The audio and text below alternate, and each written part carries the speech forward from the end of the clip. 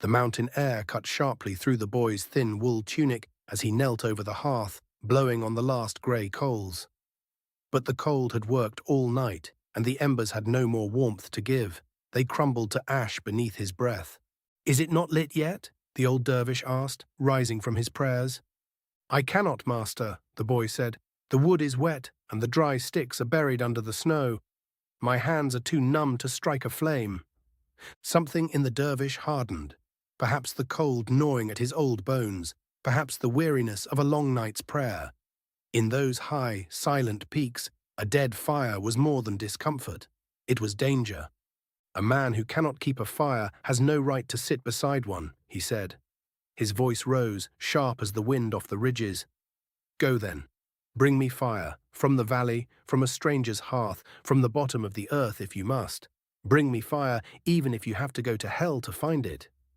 The boy took a small iron pan and set out across the barren slopes. He searched the winding paths, but the mountains were empty. No smoke in the distance, no traveller, no sign of life.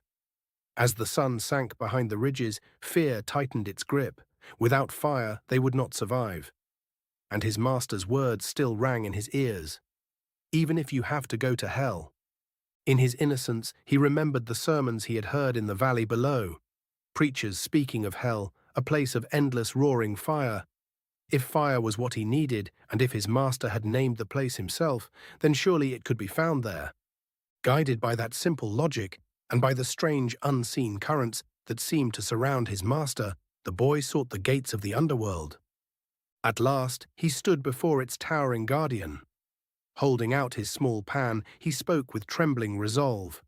"Sir, our hearth has gone cold, and my master is freezing. Please, give me a single ember from your fire." The guardian looked down at him, not with anger, but with a deep and quiet sorrow. He shook his head. "Child," he said, his voice hollow as a distant wind, "you have come to the wrong place. There is no fire here." The boy stared past the gates into the darkness, "But they said it burns forever." "It does," the guardian replied softly, "but each soul brings its own fire with it from the world above."